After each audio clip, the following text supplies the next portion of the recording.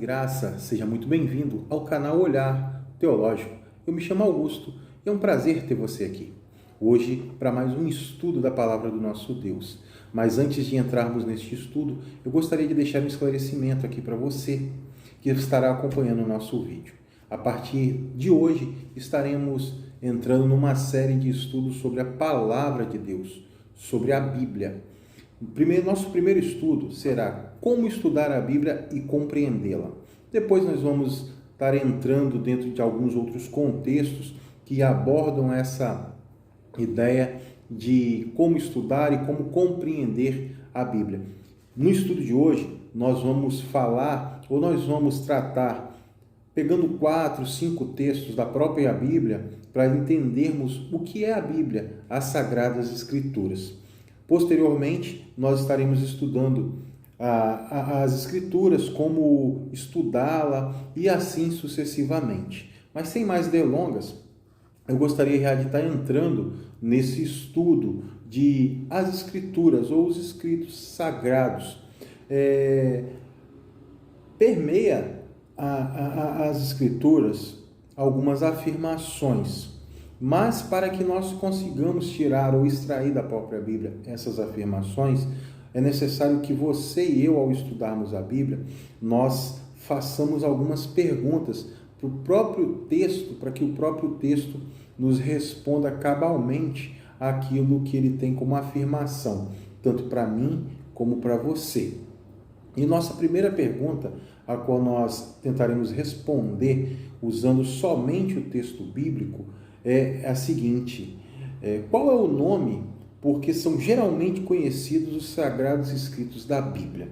E para nós respondermos essa ideia, nós temos que reportar ao Evangelho, e ao Evangelho de Mateus, capítulo 21, verso 44.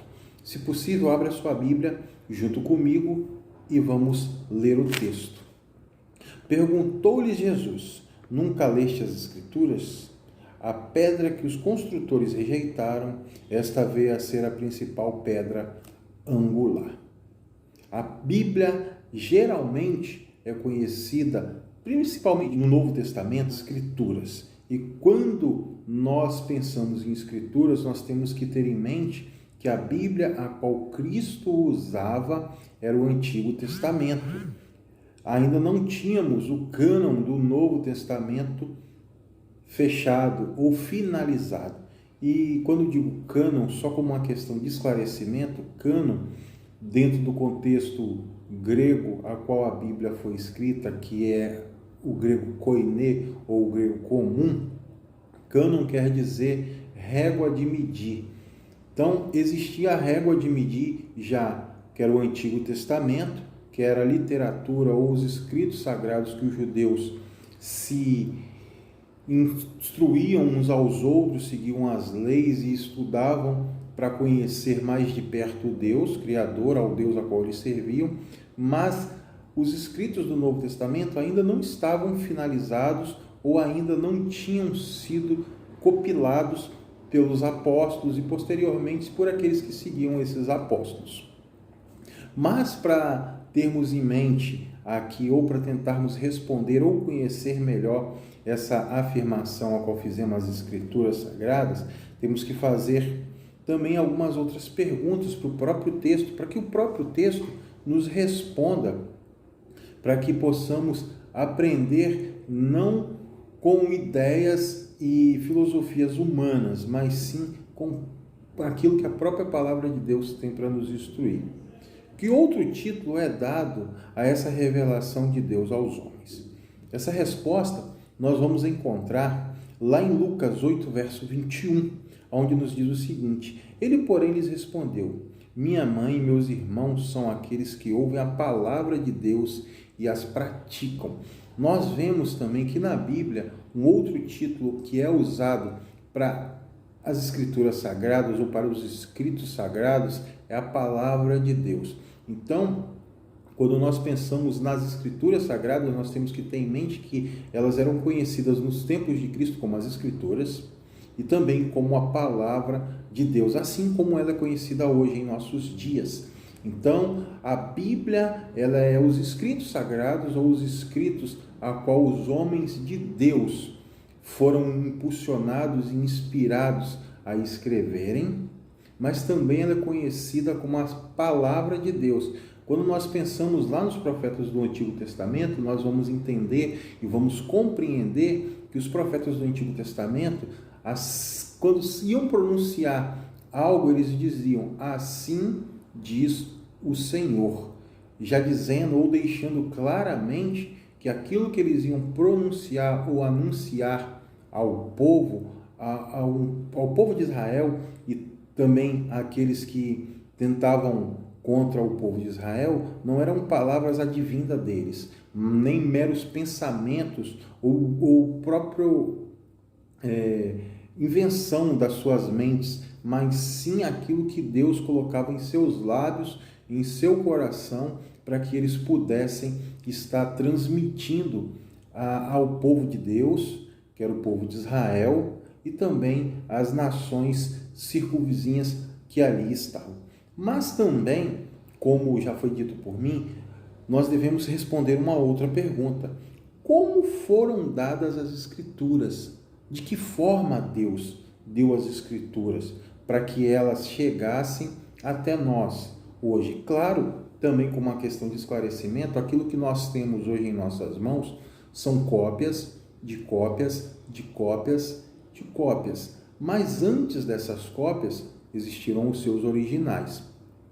E esses originais, muitos se perderam.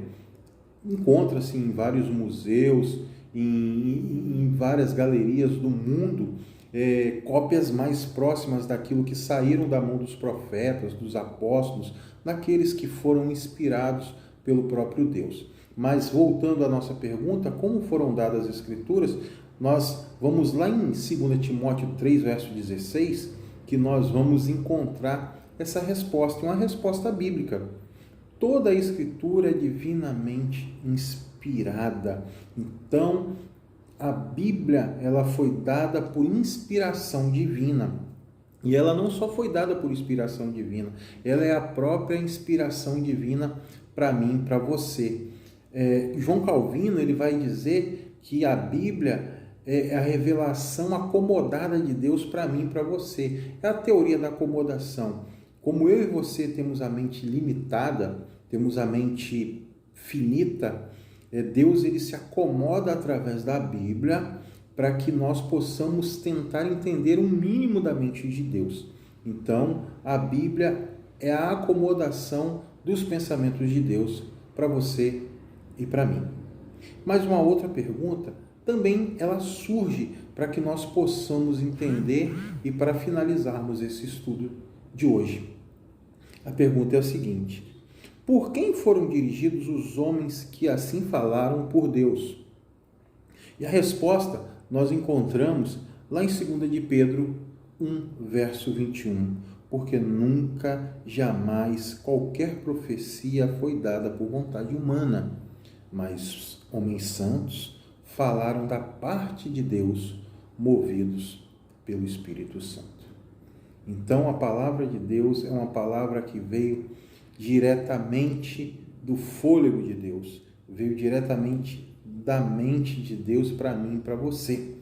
Deus ele inspira homens, no passado homens como Paulo, como Pedro, como João, como Isaías, como Zacarias, como Jeremias, Ezequiel, Moisés, para que eles escrevessem, eles dissessem aquilo que Deus tinha colocado em suas mentes e coração para que isso se perpetuasse até os dias de hoje. Esse é o Deus a qual nós servimos, o Deus que, em sua humildade, acomoda os seus pensamentos para que você e eu pudéssemos entender um pouco da sua virtude e da sua sabedoria, que é infinita. Que Deus nos abençoe, que Deus fale aos nossos corações, que Deus derrame de graça sobre nós, que Deus nos dê entendimento da tua santa, bendita e maravilhosa palavra. Que o nome dele seja louvado, engrandecido, exaltado, não só hoje, mas para todos sempre.